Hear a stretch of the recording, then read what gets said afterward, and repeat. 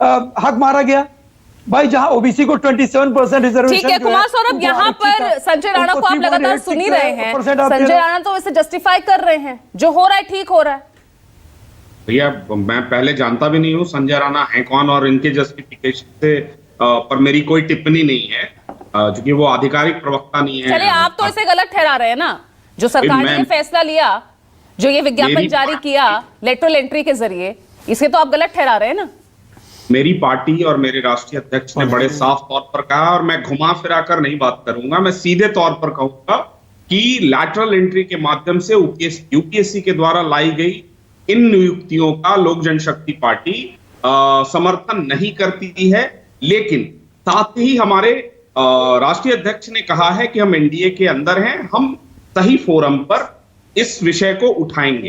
देखिए विषय दो है पूजा जी, पहला डिबेट ये है कि लैटरल एंट्री होनी चाहिए या नहीं होनी चाहिए, दूसरा डिस्कशन है कि लैटरल एंट्री में संविधान के द्वारा प्रदत्त आरक्षण की व्यवस्था होनी चाहिए या नहीं होनी चाहिए। देखिए हमारा कमिटमेंट देश की जनता के साथ है, और अभी इसी लोकसभा के चुनाव में हमारे राष्ट्रीय अध्यक्ष ने साफ तौर पर कहा था कि चाहे संविधान हो, चाहे लोकतंत्र हो या आरक्षण हो, डेमोक्रेसी हो, कॉन्स्टिट्यूशन हो या रिजर्वेशन हो, हमारा कमिटमेंट देश की जनता के समक्ष है कि हम इसके प्रोटेक्टर हैं।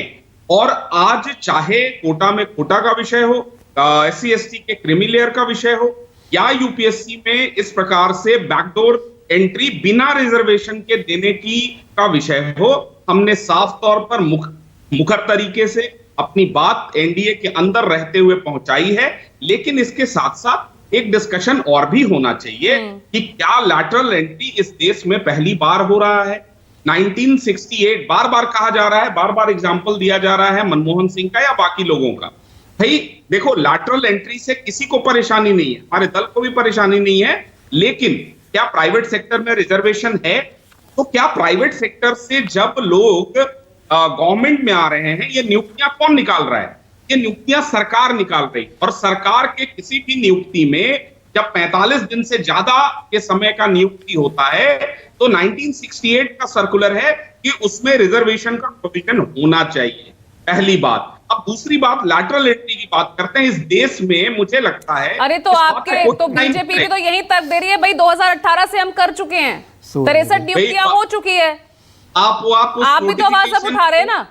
आप उस नोटिफिकेशन को एक बार फिर से पढ़ने की जरूरत है। उसमें रिजर्वेशन का प्रोविजन मैंडेटरी नहीं है, जिसके बारे में अभी रेफरेंस दिया जा रहा था, जो सेक्रेटरी कह रही थी। और एक आखिरी फिर आप क्यों एतराज जता रहे हैं भाई?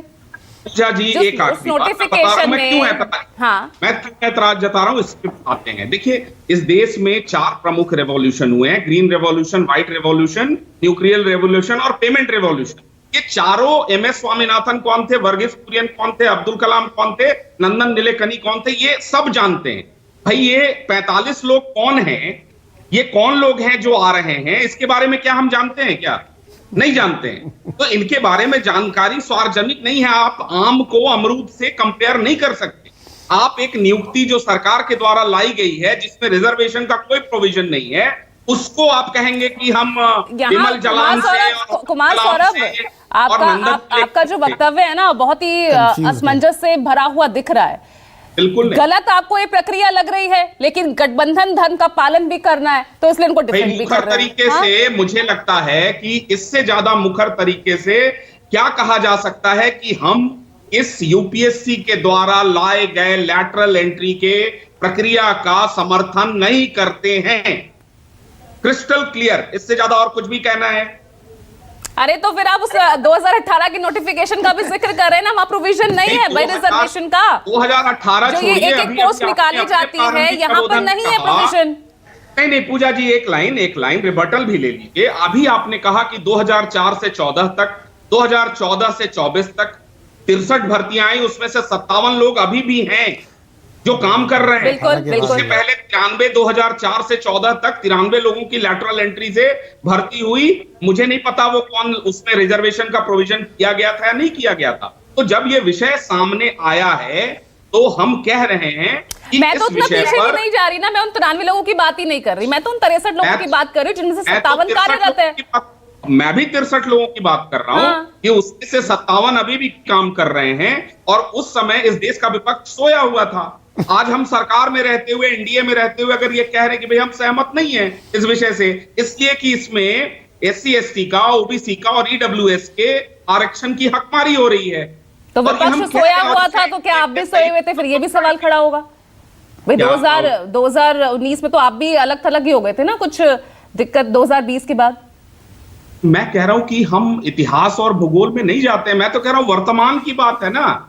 वर्तमान में कोटा का विषय हो, या SC ST में क्रीमी लेयर का विषय हो, या फिर 69,000 शिक्षक भर्ती मामला हो जी, या फिर 69,000 शिक्षक भर्ती मामला हो। भाई आप वो साफ तौर पर कहा है सरकार ने कि अब हम सुप्रीम कोर्ट नहीं जा रहे हैं, इसका मतलब कहीं ना कहीं सरकार मानती है कि चूक हुई है। तो क्लियर है, इसमें कोई ऐसी बात नहीं है जो आप नहीं जानती हैं। अगर वहां डॉक्टर टीना कर्मवीर, डॉक्टर टीना, आवाज पहुंच रही है आप तक? हाँ बिल्कुल आवाज आ रही है मुझे। डॉक्टर टीना, क्योंकि अब आपने ये